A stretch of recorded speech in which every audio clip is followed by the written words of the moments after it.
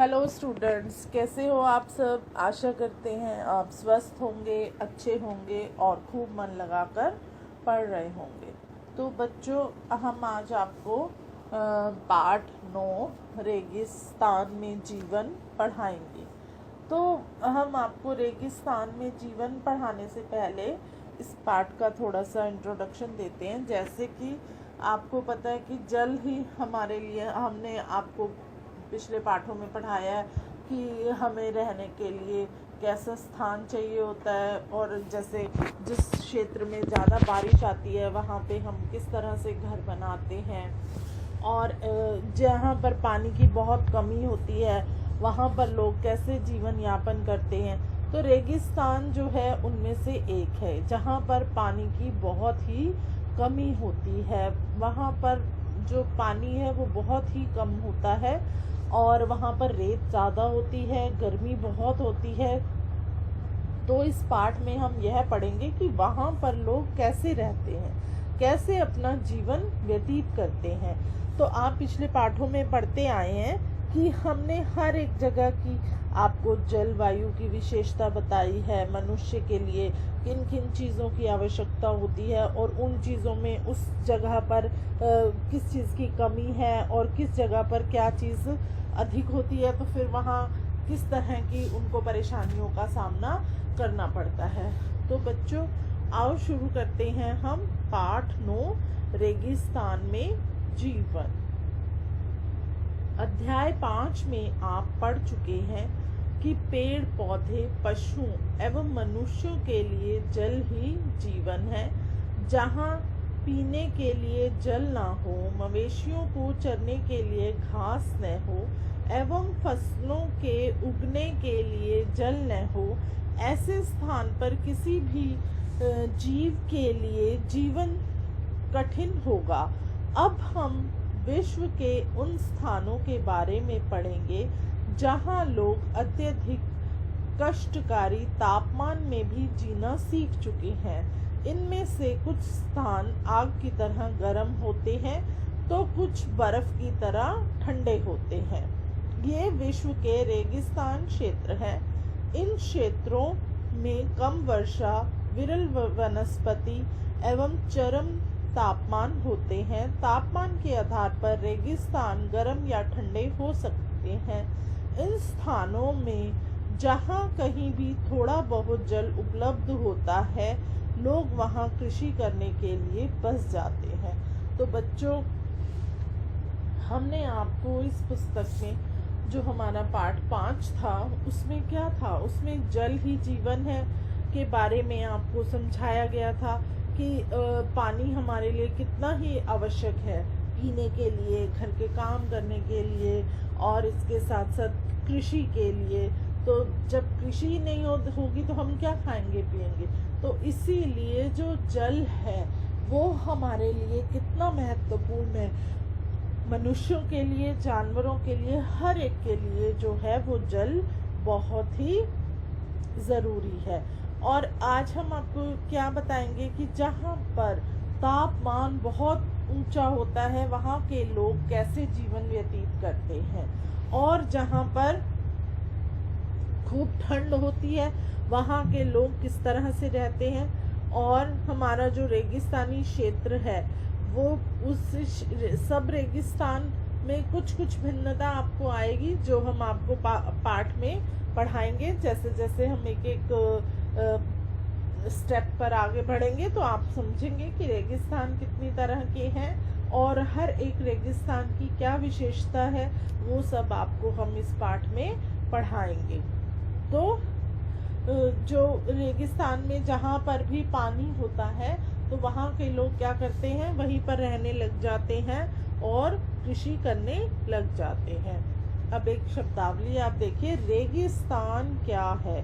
यह एक शुष्क प्रदेश है जिसकी विशेषताएं अत्यधिक उच्च तथा निम्न तापमान एवं विरल वनस्पति है।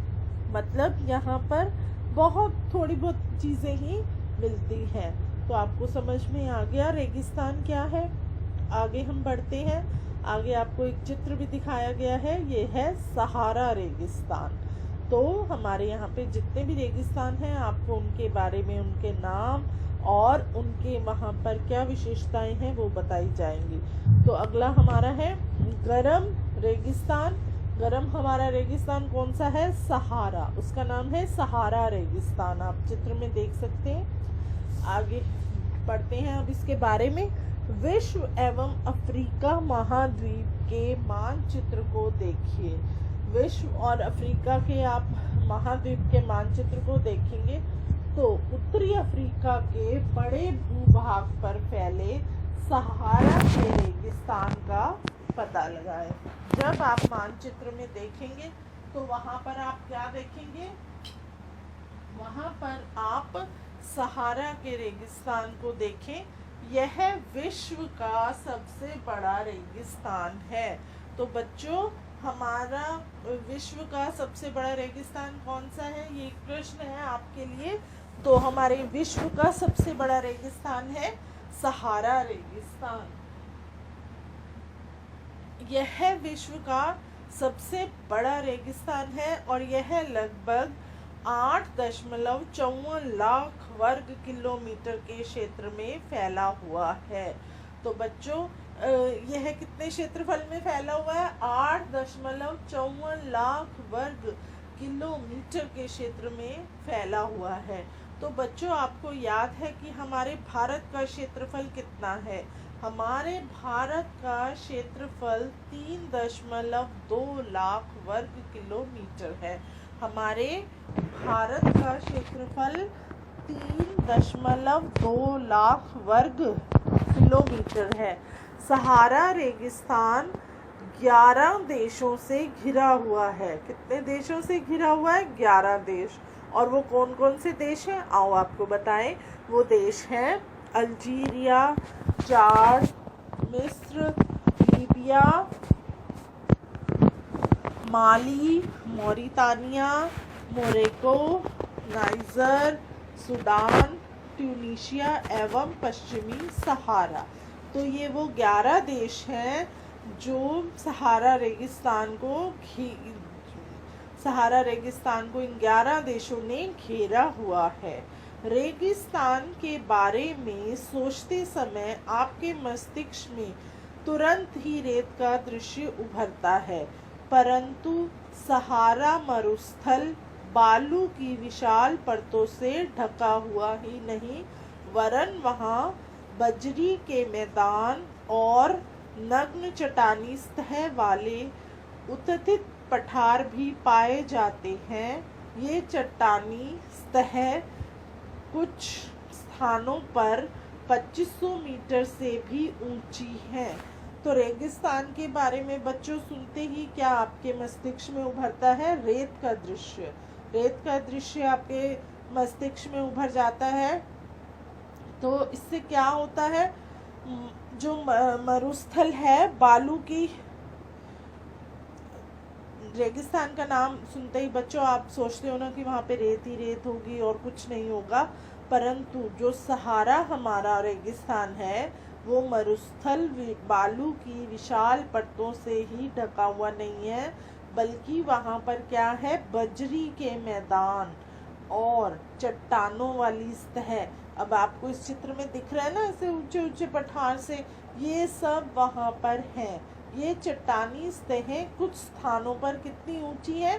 2500 मीटर से भी ऊंची हैं। तो आप ये देख रहे हैं दृश्य, और आपको इसमें सब जगह रेत भी नहीं दिखाई दे रही है। कुछ आप इस चित्र को ध्यान से देखो, इसमें कुछ तो ऊंचे ऊंचे थोड़े उठे हुए से पठार है, फिर उसके बाद रेतीली मिट्टी है, फिर उसके बाद बजरी वाली जो है आपको मैदान दिख रहा है। तो बच्चों समझ में आया आपको? और ये जो ऊंचाई है इनकी कितनी है? पठार की जो सतह चट्टानों की उठी हुई है ये 2500 मीटर से भी ऊंची है।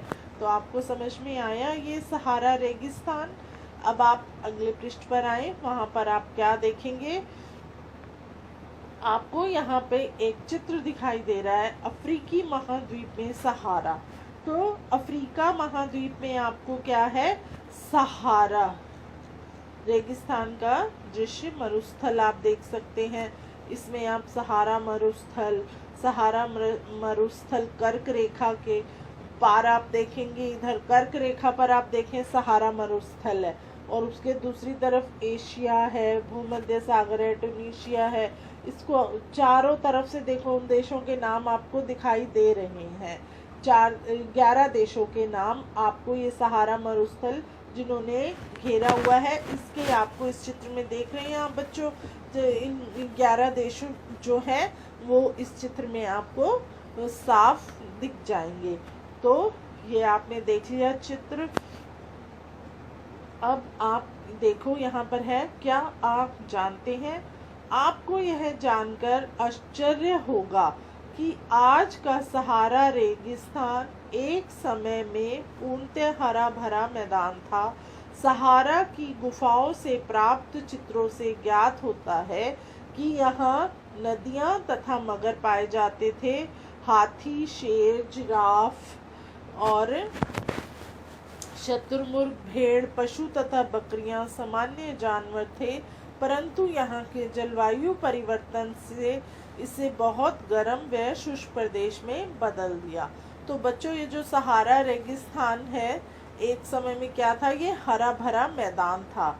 और यहाँ पर गुफाओं से प्राप्त कुछ चित्र मिले हमें, जिसमें यह देखा गया कि यहाँ पर पहले क्या होता था। यहाँ पर नदियाँ थी तो मगरमच्छ भी पाए जाते थे, हाथी भी थे, शेर, जिराफ, शतुरमुर्ग, भेड़, ये सब यहाँ पर थे। परंतु जैसे जैसे यहाँ की जलवायु में परिवर्तन होता गया, तो यह जब गर्म प्रदेश बनता गया, तो ये सब चीज़ें यहाँ से गायब हो गई। आगे देखेंगे हम जलवायु। सहारा रेगिस्तान की जलवायु अत्यधिक गर्म एवं शुष्क है। यहाँ की वर्षा ऋतु अल्पकाल के लिए होती है। यहाँ आकाश बादल रहित एवं निर्मल होता है। यहाँ नमी संचय होने की अपेक्षा तेजी से वाष्पित हो जाती है। दिन अविश्वसनीय रूप से गर्म होते हैं। दिन के समय तापमान 50 डिग्री सेल्सियस से ऊपर पहुंच जाता है, जिससे रेत एवं नगन चट्टानें अत्यधिक गर्म हो जाती हैं। इनके ताप का विकिरण होने से चारों तरफ सब कुछ गर्म हो जाता है। रातें अत्यधिक ठंडी होती हैं तथा तापमान गिरकर हिमांक बिंदु लगभग 0 डिग्री सेल्सियस तक पहुंच जाता है। तो बच्चों, क्या है ये, यहाँ की सहारा की आपको क्या बताया गया है, जलवायु जो है वो बहुत ही गर्म और कैसी होती है, शुष्क। और यहाँ पर जो बारिश है वो बहुत ही कम समय के लिए होती है। और यहाँ पर जो है आकाश है वो बिल्कुल साफ होता है, बादल ही नहीं होते, क्योंकि बादल होते हैं तो जब बादल आएंगे तो क्या होगा, खूब घने बादल आप देखते हो तो आप अनुमान लगा लेते हो कि जब खूब घने बादल आ जाते हैं तो इसका मतलब यहाँ वर्षा होने वाली है। पर वहाँ का जो आकाश है वो बिल्कुल साफ रहता है और यहाँ नमी संचय होने की अपेक्षा तेजी से वाष्पित हो जाती है। वाष्पीकरण बच्चों हमने आपको पीछे पाठों में पढ़ाया है ना, कि जब तेज धूप निकलती है और पानी जो हमारा पृथ्वी पर होता है वो वाष्प होकर मतलब भाप बनकर ऊपर उड़ जाता है। तो क्या होता है कि नमी संचय, यहाँ पर जैसे ही थोड़ी बहुत कुछ नमी आती है तो वो क्या है, वाष्पित हो जाती है। और यहाँ पर दिन जो है वो बहुत ही ज़्यादा गर्म होते हैं और यहाँ का तापमान कितना चला जाता है, 50 डिग्री से भी ऊपर। तो आप अनुमान लगा सकते हैं हमारे यहाँ का तापमान अगर 40 या 42-44 तक ही जाता है तो आप तब भी कितने गर्मी को महसूस करते हैं। और वहाँ का तापमान बच्चों 50 डिग्री से ऊपर चला जाएगा तो वहाँ के लोगों को कितनी गर्मी, कैसे झुलस जाते हैं वो गर्मी से, उनको वो तापमान में भी रहने की आदत हो जाती है। और जब इतना तेज तापमान होगा तो क्या होगा, वहाँ की जो रेत है, चट्टानें हैं, वो बहुत ही ज़्यादा गर्म हो जाती हैं और चारों तरफ भी सब कुछ गर्म हो जाता है। लेकिन जो ये रेत है बच्चों, जब बहुत गर्म हो जाती है तो जब रात होती है यहाँ पे, तो यहाँ पे बहुत अधिक ठंड होती है और यह तापमान कितना हो जाता है, लगभग 0 डिग्री सेल्सियस तक पहुँच जाता है, जिससे यहाँ पर एकदम रात को ठंड लगने लग जाती है। तो समझ में आया यहाँ की आपको जलवायु। सहारा के अल्जियाजिया क्षेत्र में जो त्रिपोली लीबिया के दक्षिणी भाग में स्थित है, यहाँ का सबसे अधिक तापमान 1922 में 57.7 डिग्री सेल्सियस दर्ज किया है। ये आपको एक कॉलम है, इसमें बताया है कि सहारा के अल्जिया में 1922 में जब तापमान को रिकॉर्ड किया गया तो वो कितना था, 57.7 डिग्री। तो समझ सकते हो आप कि वहाँ पर कितनी गर्मी होगी और वहाँ पर बैठना भी कितना इंसान के लिए मुश्किल हो गया होगा। अब हम आगे बढ़ते हैं। आगे आप देखेंगे वनस्पति जात एवं प्राणी जात। वनस्पति जात का आप जैसे अब हम कुछ भी पढ़ते हैं, वनस्पति जात, वनस्पति से आप समझ गए होंगे कि क्या है वनस्पति, मतलब हमारे जैसे अनाज के बारे में, या वहाँ पर किस चीज़ की खेती होती है, कौन कौन से पेड़ पौधे होते हैं, तो वो सब किस में आ जाएगा, हमारा वनस्पति जात। और प्राणी जात मतलब वहाँ पर किस तरह के लोग रहते हैं और इन सब के बारे में आपको, अब आप जैसे जैसे बड़ी कक्षा में जाते जा रहे हैं आपको ये हेडिंग से ही पता लग जाना चाहिए कि इसमें आप क्या पढ़ेंगे और इसका क्या अर्थ होगा। तो चलिए हम पढ़ते हैं वनस्पति जात एवं प्राणी जात। सहारा रेगिस्तान की वनस्पतियों में कैक्टस, खजूर के पेड़ एवं एकेशिया पाए जाते हैं। यहाँ कुछ स्थानों पर मरुदान, खजूर के पेड़ों से घिरे हरित द्वीप पाए जाते हैं। तो सहारा रेगिस्तान में कौन सी वनस्पतियाँ होती हैं, कैक्टस है, खजूर के पेड़ हैं और एकेशिया पाए जाते हैं। और यहाँ पर मरुदान, खजूर के पेड़ जो हैं वो किससे घिरे होते हैं, हरित द्वीप में पाए जाते हैं। और यहाँ पर क्या होता है आगे देखिए, ऊंट, लकड़बग्गा, सियार, लोमड़ी, बिच्छू, सांपों की विभिन्न जातियां एवं छिपकलियां यहाँ के प्रमुख जीव जंतु हैं। तो यहाँ के प्रमुख जीव जंतु कौन से हैं, ऊंट, लकड़बग्गा, सियार, लोमड़ी, बिच्छू, सांप की विभिन्न जातियां और छिपकलियां यहाँ के क्या हैं, प्रमुख जीव जंतु हैं। अब आप एक चित्र देख रहे हैं, सहारा रेगिस्तान में मारू उद्यान। आपको क्या दिख रहा है, रेत, और फिर ये जो वृक्ष दिख रहे हैं आपको, ये आपको इसमें कैक्टस के पौधे दिख रहे हैं, खजूर के पेड़ दिख रहे हैं, ये सब, और कंटीली झाड़ियाँ दिख रही हैं। तो यहाँ पर इस तरह की वनस्पति पाई जाती है। अब इसमें एक और है, क्या आप जानते हैं वैज्ञानिकों को तो यहाँ से मछलियों के कंकाल भी मिले। आपके अनुसार ये क्या हो सकते हैं। अब देखो, अगर कुछ समय के लिए जब यहाँ पर अगर पानी होगा तो यहाँ पे क्या होगा, हो सकता है कि उसमें मछलियाँ भी पैदा हो गई हों। अब हम आगे बढ़ेंगे। आगे है हमारा लोग। सहारा रेगिस्तान की कष्टकारी जलवायु में भी विभिन्न समुदायों के लोग निवास करते हैं जो भिन्न भिन्न क्रियाकलापों में भाग लेते हैं। इनमें बेदुइन एवं तुआरेग भी शामिल हैं। चलवासी जनजाति वाले ये लोग बकरी, भेड़, ऊंट एवं घोड़े जैसे पशुधन को पालते हैं। इन पशुओं से इन लोगों को दूध मिलता है। इनकी खाल से ये पेटी, जूते, पानी की बोतलें बनाने के लिए चमड़ा प्राप्त करते हैं तथा पशुओं के बालों का उपयोग चटाई, कालीन, कपड़े एवं कंबल बनाने के लिए होता है। धूल भरी आंधियों एवं गर्म वायु से बचने के लिए ये लोग भारी वस्त्र पहनते हैं। तो बच्चों, यहाँ के जो लोग हैं वो यहाँ पर क्या कार्य करते हैं और वो किस तरह से यहाँ के जो लोग हैं वो भिन्न भिन्न समुदायों के होते हैं। किसी का भी एक कोई समुदाय नहीं होता है, सब अलग अलग जगह से होते हैं, अलग अलग क्रियाकलापों में भाग लेते हैं।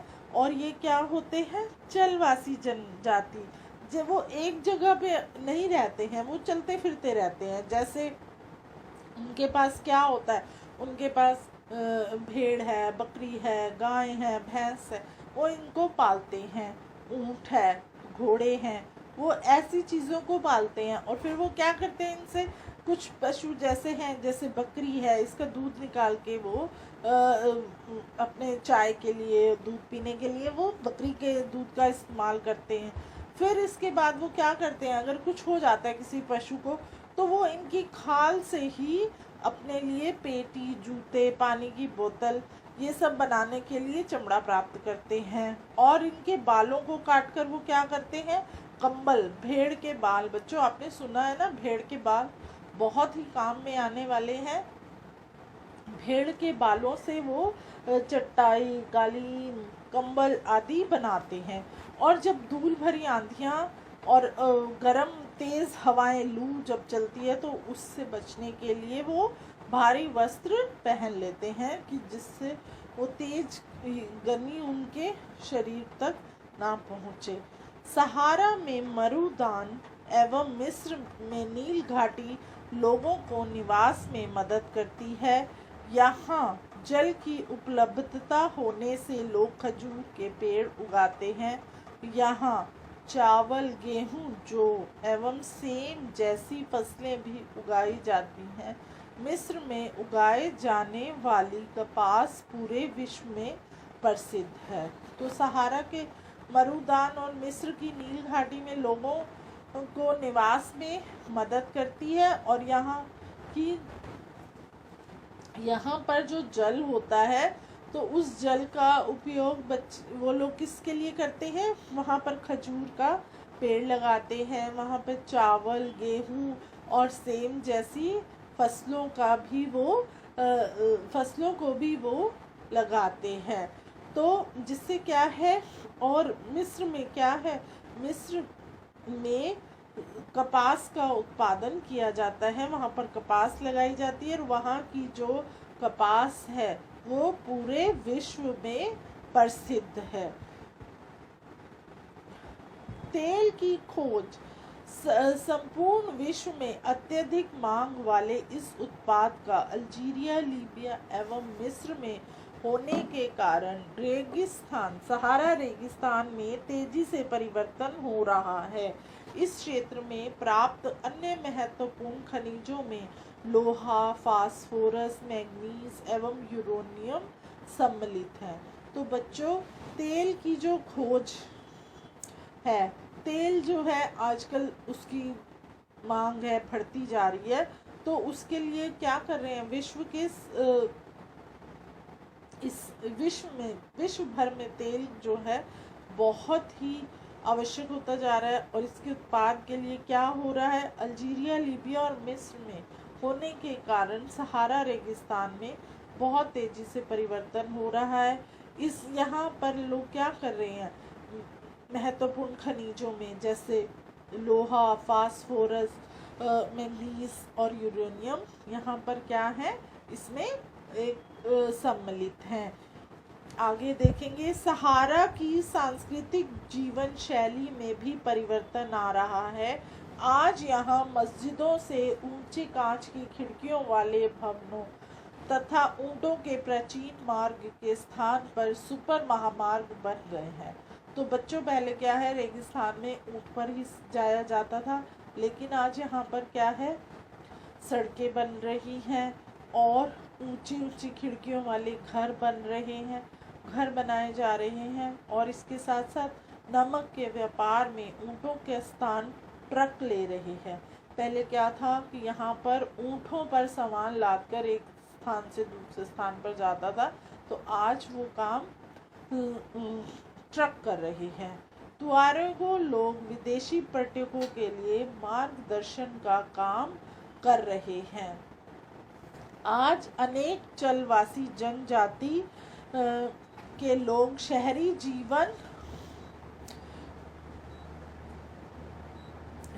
जीवन की ओर जा रहे हैं, जहां वे तेल एवं गैस के कार्यों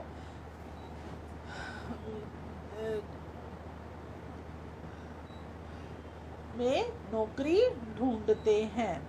तो बच्चों, आप देख रहे हैं कि अब जैसे जैसे हर जगह पर जीवन शैली में परिवर्तन आ रहा है, वैसे ही यहाँ पर आ रहा है कि कैसे यहाँ पर जैसे कच्चे मकान थे तो अब वो जगह किसने ले ली है, अब वो ऊंचे ऊंचे भवन बन गए हैं। पहले यहाँ पर ऊँटों के द्वारा सामान एक जगह से दूसरी जगह जाता था, अब क्या यहाँ पर सड़कें बन गई हैं, जिससे कि यहाँ पर जो सामान है हमारा वो ट्रकों की सहायता से एक स्थान से दूसरे स्थान पर जा रहा है। इसके साथ साथ यहाँ पर कुछ अच्छी चीज़ें बनाई जा रही हैं, जिससे कि यहाँ पर विदेशी पर्यटक भी आ रहे हैं और लोगों को विदेशी पर्यटकों को घुमाने के लिए एक काम मिल गया है। जैसे गाइड होते हैं वैसे ही यहाँ के लोग काम कर रहे हैं। इसके साथ साथ यहाँ के लोग शहरी जीवन की ओर जा रहे हैं, जहाँ पर वो क्या कर रहे हैं, नौकरियाँ ढूंढ रहे हैं, किसमें, तेल एवं गैस के कार्यों में। तो बच्चों आओ यहाँ पर एक है, क्या आप जानते हैं जब रेत को पवन उड़ा के ले जाती है तो वहाँ गर्त बन जाती है। जहाँ गर्त में भूमिगत जल सतह पर आ जाता है वहाँ मरुदान बनते हैं। मरुदान कैसे बनते हैं, जब रेत पवन उड़ा के ले जाती है और वहाँ गर्त बन जाती है तो उस तह को क्या बोलते हैं, मरुदान। ये क्षेत्र उपजाऊ होते हैं, लोग इनके आसपास वास करते हैं और खजूर के पेड़ और अन्य फसलें लगाते हैं। मोरक्को में टेफली लैलेट मरुदान ऐसा ही एक विशाल मरु उद्यान है जो 13,000 वर्ग किलोमीटर के क्षेत्र में फैला है। तो बच्चों, मोरक्को में क्या है, टेफी लालेट मरु उद्यान है जो कि 13,000 वर्ग किलोमीटर के क्षेत्र में फैला हुआ है। तो आपको समझ में आया ये। आगे बढ़ते हैं हम। आगे है, अब अभी तक हमने सहारा रेगिस्तान के बारे में आपको सारा बताया कि वहाँ पर किस प्रकार की खेती होती है, लोग कैसे रहते हैं और वहाँ का तापमान कितना होता है और वो किन 11 देशों से आपस में घिरा, उसके चारों ओर कौन कौन से 11 देश हैं इसके बारे में, और वहाँ पर कौन सी वनस्पतियाँ होती हैं इसके बारे में हमने आपको बताया। अब आप पढ़ेंगे ठंडा रेगिस्तान। ठंडा रेगिस्तान क्या है हमारा, लद्दाख। लद्दाख क्या है, ठंडा रेगिस्तान। गर्म रेगिस्तान हमारा क्या था, सहारा। अब हम पढ़ेंगे ठंडा रेगिस्तान, वो है लद्दाख। जम्मू एवं कश्मीर के पूर्व में बृहद हिमालय में स्थित लद्दाख एक ठंडा रेगिस्तान है। इसके उत्तर में काराकोरम पर्वत श्रेणियां एवं दक्षिण में जास्कर पर्वत स्थित हैं। लद्दाख से होकर अनेक नदियां बहती हैं, जिनमें सिंधु नदी प्रमुख है। ये नदियां गहरी घाटियों एवं महाखंड गाज का निर्माण करती हैं। लद्दाख में अनेक हिमानियां हैं, जैसे गैंगरी हिमानी। तो क्या है बच्चों, जम्मू एवं कश्मीर के पूर्व में बृहद हिमालय में स्थित लद्दाख क्या है, एक ठंडा रेगिस्तान है। तो यहाँ पर क्या है, आप इसको चित्र दिखाएंगे 9.4, उसमें आपको ये सारा अच्छे से समझ में आएगा। आप चित्र भी देखिए साथ साथ। इसके उत्तर में काराकोरम पर्वत श्रेणियां हैं और दक्षिण में जास्कर पर्वत स्थित है। उत्तर में कौन सा है, काराकोरम, और दक्षिण में जास्कर। लद्दाख से होकर अब लद्दाख से होकर अनेक जो है वो नदियां बहती हैं और इनमें प्रमुख नदी कौन सी है? सिंधु नदी। ये नदियां गहरी घाटियों एवं महाखंड का निर्माण करती हैं। लद्दाख में अनेक हिमानियां हैं, जैसे गेंगरी हिमानी। अब आप देख रहे हैं लद्दाख शब्द जो है वो दो शब्दों से मिलकर बना है। ला का अर्थ है पर्वतीय दर्रा तथा दाख का अर्थ है देश। ला का अर्थ है पर्वतीय दर्रा और दाख का अर्थ है देश। लद्दाख की ऊंचाई कारगिल में लगभग 3000 मीटर से लेकर काराकोरम में 8000 मीटर से भी अधिक पाई जाती है। लद्दाख की ऊंचाई कारगिल में लगभग 3000 मीटर से लेकर काराकोरम में 8000 मीटर से भी अधिक है। अधिक ऊंचाई के कारण यहाँ पर जलवायु जो है वो अत्यधिक शीतल एवं शुष्क होती है। इस ऊंचाई पर वायु परत पतली होती है, जिससे सूर्य की गर्मी की अत्यधिक तीव्रता महसूस होती है। ग्रीष्म ऋतु में दिन का तापमान 0 डिग्री सेल्सियस होता है और रात में 0 से -30 डिग्री सेल्सियस से नीचे चला जाता है। शीत ऋतु में यह बर्फीला ठंडा हो जाता है। तापमान लगभग हर समय, चाहे वो दिन हो या रात हो, -40 डिग्री सेल्सियस से नीचे रहता है। चूँकि यह हिमालय के वृष्टि छाया क्षेत्र में स्थित है, अतः यहाँ वर्षा बहुत कम होती है। तो बच्चों, जैसे जैसे आपको पता है हम ऊंचाई पर जाते जाते हैं, हमारा तापमान जो है वो कम होता जाता है।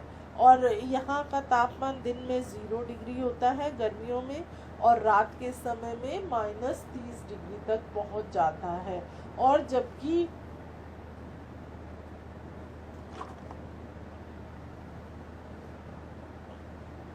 जब शीत ऋतु होती है तो यहाँ पर और भी ठंड हो जाती है और यहाँ पर तापमान जो है वो -40 डिग्री सेल्सियस से नीचे रहता है। क्यों रहता है? क्योंकि यहाँ पर हिमालय का जो क्षेत्र है वो उसकी छाया इस पर पड़ती रहती है और यहाँ का जो यहाँ पर वर्षा है वो बहुत ही कम होती है। तो बच्चों, क्या आप जानते हैं पृथ्वी के सबसे ठंडे स्थानों में से एक द्रास है और लद्दाख में स्थित है। हमने आपको बताया था ना, हम आपको चित्र दिखाएंगे तो आप चित्र में देख सकते हैं लद्दाख श्रेणी। लद्दाख श्रेणी के चारों तरफ का आप देख सकते हैं कौन कौन से हैं। फिर उसके बाद आप यहाँ पर जो है सिंधु नदी कैसे जा रही है और कारगिल और कौन कौन सी नदियाँ इसके चारों तरफ हैं, ये आपको इस चित्र में दिखाया गया है। ये लद्दाख का चित्र है। तो बच्चों, आगे बढ़ते हैं हम। मुश्किल से 10 सेंटीमीटर प्रति वर्ष। यहाँ पर जो वर्षा है वो बहुत ही कम होती है। कम होती है तो कितनी होती है? मुश्किल से 10 सेंटीमीटर। हर साल यहाँ पर कितनी वर्षा होती है? 10 सेंटीमीटर। और यह क्षेत्र बर्फीली हवाओं एवं तेज जलाने वाले सूर्य ताप का अनुभव करता है। यह जानकर आपको आश्चर्य होगा कि यदि आप सूर्य की धूप में इस तरह बैठें कि आपके पैर छाया में हों, तो आप एक साथ एक समय पर ही ऊष्माघात या तुषार उपघात से ग्रसित हो सकते हैं। क्या है बच्चों? यहाँ पर जो है बर्फीली हवाएं तेज चलने से आप सूर्य के जो गर्मी है उसका अनुभव कर सकते हैं। अब अगर आपको बताएं कि आप जैसे सूर्य की धूप में बैठे हो और पैर आपने छाया में कर रखे हैं, तो क्या होगा? आपको उधर से थोड़ी गर्मी लग रही होगी और इधर से बहुत ही ठंड का अनुभव हो रहा होगा। अब देखिए, इसमें एक और आपको 2 कॉलम है। क्या आप जानते हैं लद्दाख को खा पा चान भी कहते हैं, जिसका अर्थ होता है हिमभूमि। लद्दाख को खा पा चान भी कहते हैं, जिसका क्या अर्थ है? हिमभूमि। एक और आप देखिए, चीरू या तिब्बती एंटीलोप एक विलुप्त प्राय जीव है। इसका शिकार शाहतूस नामक इसके ऊन के लिए होता है, जो वजन में हल्का हो एवं अत्यधिक गर्म होता है। तो बच्चों, यहाँ पर एक विलुप्त जीव है, इसका शिकार शाहतूस के नाम से होता है। इसका जो ऊन है वो बहुत ही अच्छा होता है, वजन में हल्का होता है और बहुत ही गर्म होता है। अब हम क्या पढ़ेंगे बच्चों? अब हम इसमें भी पढ़ेंगे वनस्पति जात एवं प्राणी जात। तो लद्दाख में किस तरह से वनस्पति होती है और यहाँ पर क्या प्राणी जात है, उसके बारे में, कैसे जीव जंतु हैं, उसके बारे में आप पढ़ेंगे। तो बच्चों, समझ में आ जाता है आपको जब हम कोई भी हेडिंग पढ़ते हैं, वनस्पति जात एवं प्राणी जात। तो यहाँ देखिए अब इसके बारे में, यहाँ उच्च शुष्कता के कारण वनस्पति विरल है। यहाँ जानवरों के चरने के लिए कहीं कहीं पर ही घास एवं छोटी झाड़ियाँ मिलती हैं। घाटी में शरपत एवं पॉपुलर के उपवन देखे जा सकते हैं। ग्रीष्म ऋतु में सेब, खुमानी एवं अखरोट जैसे पेड़ पल्लवित होते हैं। लद्दाख में पक्षियों की विभिन्न प्रजातियां नजर आती हैं। इनमें रॉबिन, रेड स्टार्ट, तिब्बती स्नेनॉक, रेवॉन एवं हूप यहाँ पाए जाने वाले सामान्य पक्षी हैं। इनमें से कुछ प्रवासी पक्षी हैं। लद्दाख के पशुओं में जंगली बकरी, जंगली भेड़, याक एवं विशेष प्रकार के कुत्ते आदि पाए जाते हैं। इन पशुओं को दूध, मांस एवं खाल प्राप्त करने के लिए पाला जाता है। याक के दूध का उपयोग पनीर एवं मक्खन बनाने के लिए होता है। भेड़ एवं बकरी के बालों का उपयोग ऊनी वस्त्र बनाने के लिए किया जाता है। तो बच्चों, यहाँ पर उच्च शुष्कता के कारण वनस्पति जो है बहुत ही विरल है और यहाँ पर जानवरों के चरने के लिए जो है वो कहीं कहीं पर घास और छोटी झाड़ियाँ मिलती हैं। और क्या है, यहाँ पर घाटी में शरपत एवं पॉपुलर के उपवन देखे जाते हैं। ग्रीष्म ऋतु में सेब, खुमानी एवं अखरोट जैसे पेड़ जो है वो यहाँ पर उगते हैं। और यहाँ पर कई प्रवासी पक्षी आते हैं। आपको प्रवासी पक्षी पता है, हमारे दिल्ली में भी सर्दियों में कुछ बाहर से पक्षी आते हैं, वो आपने देखे होंगे। ऐसे ही लद्दाख में भी कुछ प्रवासी कुछ समय के लिए आते हैं और फिर चले जाते हैं। और बच्चों, यहाँ पर कौन से पशु हैं? जंगली बकरी, जंगली भेड़, याक और विशेष प्रकार के कुत्ते यहाँ पर पाए जाते हैं। इन पशुओं को दूध, मांस एवं खाल प्राप्त करने के लिए पाला जाता है। याक का जो दूध है वो किसके लिए काम में आता है? याक का दूध जो है पनीर एवं मक्खन बनाने के लिए उपयोग किया जाता है। और भेड़ एवं बकरी के बालों का उपयोग ऊनी वस्त्र बनाने के लिए किया जाता है। तो समझ में आ गया बच्चों आपको यहाँ पर किस तरह के जीव हैं। यहाँ पर पक्षियों की संख्या ज़्यादा है और जो ये पशु पाए जाते हैं वो उनका इस्तेमाल किस तरह से किया जाता है। अब आप आगे देखेंगे लोग यहाँ पर किस तरह के लोग रहते हैं। क्या आप लद्दाख एवं तिब्बत तथा मध्य एशिया के निवासियों के बीच कोई समानता पाते हैं? यहाँ के अधिकांश लोग या तो मुसलमान हैं या बौद्ध। वास्तव में लद्दाख क्षेत्र में अनेक बौद्ध मठ एवं परंपरागत गोपा के साथ स्थित हैं। कुछ प्रसिद्ध मठ हैं हेमिस्थिकासे, शो एवं लामायु। अब आप चित्र 9.5 में देख सकते हैं। यहाँ पर आपको ये मठ दिखाई दे रहे हैं किस तरह से हैं। तो यहाँ पर ये क्या है, लद्दाख और तिब्बत तथा मध्य एशिया के निवासियों के बीच में कोई भी क्या है, समानता नहीं है। यहाँ के अधिकांश लोग या तो मुसलमान हैं या क्या है, बौद्ध हैं। और यहाँ पर बौद्ध मठ एवं परंपरागत गोपा के साथ स्थित हैं।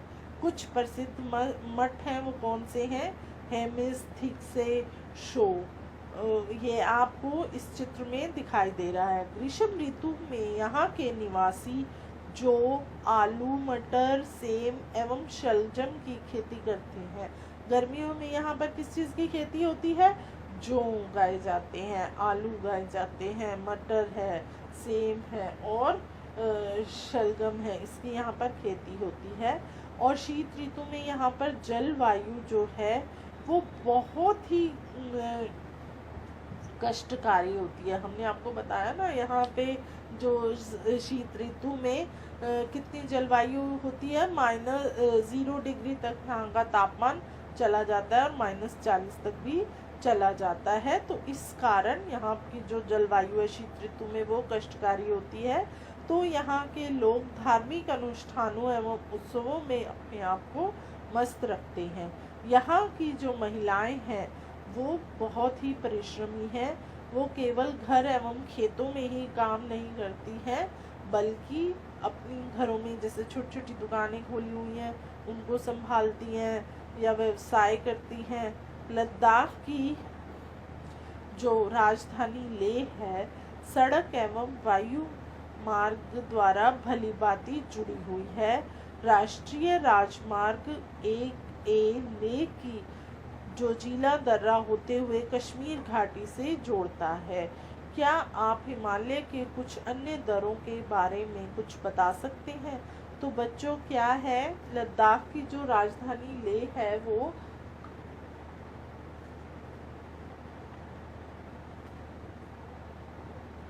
सड़क और वायु मार्ग दोनों से ही जुड़ी हुई है, क्योंकि जब बहुत बर्फ पड़ती है तो सड़क मार्ग बंद हो जाते हैं, तो वायु मार्ग के द्वारा एक स्थान से दूसरे स्थान पर चले जाते हैं।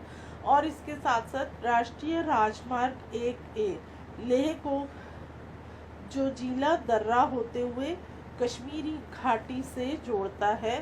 क्या आप हिमालय के कुछ अन्य दर्रों के बारे में आप देखिए, आप बता सकते हैं कि यहाँ पर और कौन से दर्रे हैं। मनाली लेह राजमार्ग 4 दर्रों से गुजरता है। तो बच्चों कौन सा एक और दर्रा आ गया, मनाली लेह राजमार्ग 4 दर्रों से गुजरता है। वो है रोहतांगला, बारालाचाला, लुनगालाचाला एवं टंगलंगला। यह राजमार्ग केवल जुलाई से सितंबर के बीच में खुलता है, जब बर्फ को मार्ग से हटा दिया जाता है। तो समझ में आ गया, यहाँ जब बर्फ पड़ती है तो ये मार्ग बंद हो जाता है और सिर्फ ये मार्ग कब खुलता है, जुलाई से सितंबर के बीच में ही खोला जाता है। अब आप एक और चित्र देख रहे हैं, चित्र 9.6 पारंपरिक वेशभूषा में लद्दाखी महिलाएं। तो लद्दाखी महिलाओं को आप वहाँ की वेशभूषा में देख सकते हैं। यहाँ का मुख्य क्रियाकलाप पर्यटन है। यहाँ पर लोग क्या हैं, घूमने के लिए जाते हैं। देश विदेश से अनेक पर्यटक यहाँ पर्यटन के लिए आते हैं। गोपा दर्शन, घास के मैदानों व हिमनदों की सैर एवं उत्सवों तथा अनुष्ठानों को देखना यहाँ के प्रमुख पर्यटक आकर्षण है। तो बच्चों जैसे हमने आपको पीछे बताया कि यहाँ पर क्या है, जब शीत ऋतु में ये लोग क्या करते हैं, अनुष्ठान करते हैं और उसमें धार्मिक गतिविधियों में व्यस्त रहते हैं। तो यहाँ के लोग जो हैं यहाँ पर गोपा दर्शन के लिए आते हैं, घास के मैदानों को देखते हैं। जब बर्फ़ पड़ी होती है तो बर्फ़ पर सैर करते हैं, खेलते हैं, स्कीइंग करते हैं, तो यहाँ पर पर्यटक बहुत अधिक मात्रा में भी आते हैं। आधुनिकीकरण के फलस्वरूप यहाँ के जनजीवन में परिवर्तन आ रहा है, लेकिन लद्दाख के लोगों ने शताब्दियों से प्रकृति के साथ समन्वय एवं संतुलन करना सीखा है। जल एवं ईंधन जैसे संसाधनों की कमी के कारण ये आवश्यकता अनुसार एवं मितव्ययता से इनका उपयोग करते हैं और कुछ भी व्यर्थ नहीं करते हैं। आधुनिकीकरण के फलस्वरूप यहाँ का जो जनजीवन है उसमें परिवर्तन आ रहा है और जो यहाँ के लोग हैं वो उन्होंने अपनी प्रकृति के साथ इसका जो है संतुलन बिठा रखा है कि और इसके साथ साथ यहाँ पे पानी की और ईंधन की जैसी कमी है, तो वो उन्होंने इसका जो है बिल्कुल भी इसको व्यर्थ नहीं करते हैं और अच्छे से इसका उपयोग करते हुए अपना जीवन यापन करते हैं। तो आओ बच्चों, अब हम इसका अभ्यास करेंगे। अभ्यास में पहले है प्रश्न उत्तर। अभ्यास में आप पहले क्या करेंगे? इसके प्रश्नों के उत्तर। विश्व में कौन से 2 प्रकार के रेगिस्तान पाए जाते हैं? विश्व में 2 प्रकार के रेगिस्तान पाए जाते हैं।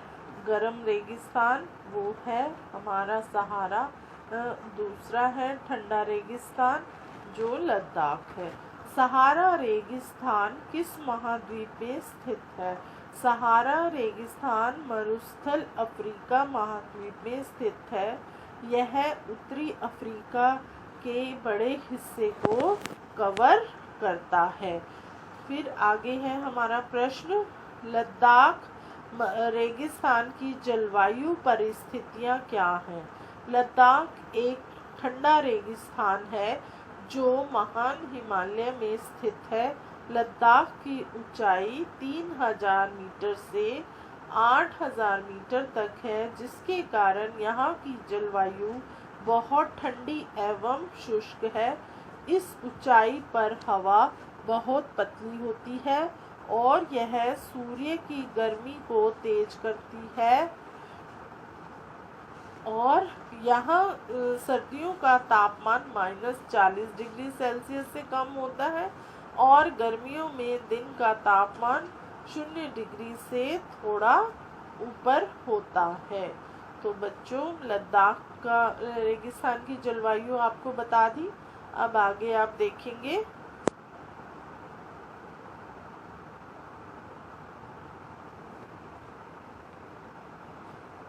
लद्दाख में पर्यटकों के लिए प्रमुख आकर्षण क्या है?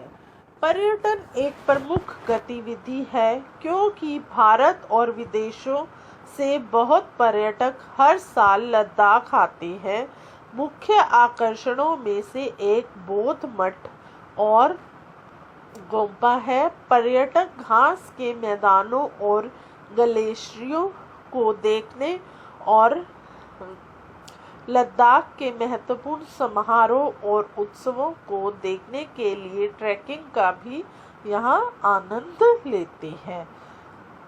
सहारा रेगिस्तान के लोग, अगला प्रश्न देखिए आप, सहारा रेगिस्तान के लोग किस प्रकार के वस्त्र पहनते हैं? सहारा रेगिस्तान के लोग धूल भरी आंधी और हवा से बचाव के लिए भारी वस्त्र पहनते हैं। समझ में आया आपको ये प्रश्नों के उत्तर? अगला है, लद्दाख में उगने वाले वृक्षों के नाम लिखो। लद्दाख में कौन से पेड़ होते हैं उनके नाम आपको बताने हैं। लद्दाख में गर्मी के मौसम में सेब, खुमानी, अखरोट जैसे पेड़ उगते हैं। इसके अलावा जानवरों के चरने के लिए झाड़ियों और घास के बहुत ही कम जो है वो चीज़ें हैं। ठंडी जलवायु के कारण इस क्षेत्र में अधिक जो है वो जीव जंतु नहीं होते हैं। तो बच्चों, आपको समझ में आया ये प्रश्नों के उत्तर। अब आगे है सही उत्तर को चिन्हित कीजिए। सहारा अफ्रीका के किस भाग में स्थित है? तो सहारा अफ्रीका के किस भाग में स्थित है? आपने ये पाठ पढ़ा है, तो आप बताएं। सहारा जो है वो अफ्रीका के उत्तरी भाग में स्थित है। सहारा किस प्रकार का रेगिस्तान है? सहारा जो है वो गर्म रेगिस्तान है। लद्दाख रेगिस्तान के अधिकांश निवासी कैसे हैं? बौद्ध और मुस्लिम हैं। बौद्ध और मुसलमान हैं। रेगिस्तान की विशेषताएं हैं विरल वनस्पति, अधिक वर्षण, अल्प जलवायु। तो रेगिस्तान की हमारी क्या विशेषता है? यहाँ पर अल्प विरल वनस्पति होती है, मतलब बहुत ही कम जो है वनस्पति होती है। लद्दाख में हेमिस एक प्रसिद्ध है। हेमिस क्या प्रसिद्ध है? लद्दाख में मंदिर, चर्च या बौद्ध मठ। बौद्ध मठ जो है यहाँ पर प्रसिद्ध है। मिस्र निम्नलिखित फसल के लिए प्रसिद्ध है। कौन सी फसल होती है मिस्र में? जिसको कहते हैं गेहूं, मकई, कपास। तो यहाँ पर कौन सी फसल होती है? कपास। तो बच्चों, आपको समझ में आया। अब आगे देखेंगे आप, आगे क्या है? आगे है मिलान करना।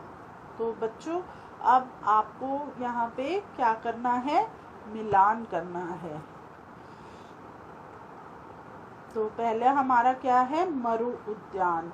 मरु उद्यान को आप किसके साथ मिलान करेंगे? जल के साथ गर्द। किससे मिलाएंगे मरु उद्यान को? जल के साथ गर्द। फिर उसके बाद क्या है? बेदई। बेदई क्या है? हमारा सहारा।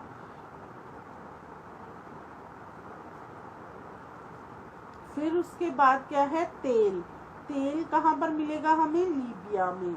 और फिर गेंगरी। गेंगरी क्या है? हमारा एक ग्लेशियर है।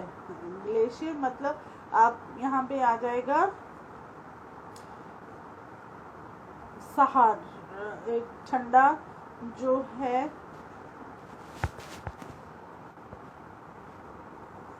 हिमनद है। गेंगरी क्या है? हमारा हिमनद है। लामुर, लामुर हमारा क्या है? एक बौद्ध मठ है। तो बच्चों, समझ में आया आपको। आगे है आपका कारण बताइए। रेगिस्तान में अत्यल्प वनस्पति होती है। रेगिस्तान में वनस्पति कम क्यों होती है? मरुस्थल एक ऐसा क्षेत्र है जिसमें कम वर्षा होती है, जिसके कारण यहाँ की जो वनस्पति है वो कम होती है। और यहाँ पर जो है तापमान अधिक होता है, और ये जो है हमारे पेड़ पौधों के लिए उपयुक्त नहीं होता है। इसी कारण मरुस्थलों में, रेगिस्तान में क्या है? वनस्पति जो है बहुत ही कम होती है। सहारा रेगिस्तान के लोग भारी वस्त्र पहनते हैं। सहारा रेगिस्तान की जलवायु बहुत गर्म होती है, हवा शुष्क होती है। यही कारण है कि सहारा रेगिस्तान के लोग धूल भरी आंधी और शुष्क हवा से बचने के लिए क्या करते हैं? भारी वस्त्र पहनते हैं। तो बच्चों, ये आपको समझ में आया। अब आपको मानचित्र का मानचित्र कौशल करना है, ये आप स्वयं करेंगे। तो बच्चों, आपको समझ में आ गया हमारे यह पाठ रेगिस्तान की जो जलवायु है वो किस तरह से हमको प्रभावित करती है, वहाँ के लोगों को प्रभावित करती है, वहाँ पर किस तरह की खेती होती है, तो और वहाँ के लोग जो हैं किस तरह से ऐसे वातावरण में अपने आप को जीवित रखते हैं और अपना जीवन व्यतीत करते हैं। तो हमारा यह जो पाठ 9 था, यह था हमारा रेगिस्तान में जीवन। तो हमने आपको 2 रेगिस्तान, एक हमारा जो रेगिस्तान है वो है सहारा रेगिस्तान, और दूसरा है हमारा क्या कहते हैं, लद्दाख। इसके बारे में हमने आपको, और वहाँ की जीवन शैली के बारे में हमने आपको समझाया। आप सभी बच्चों का बहुत बहुत धन्यवाद।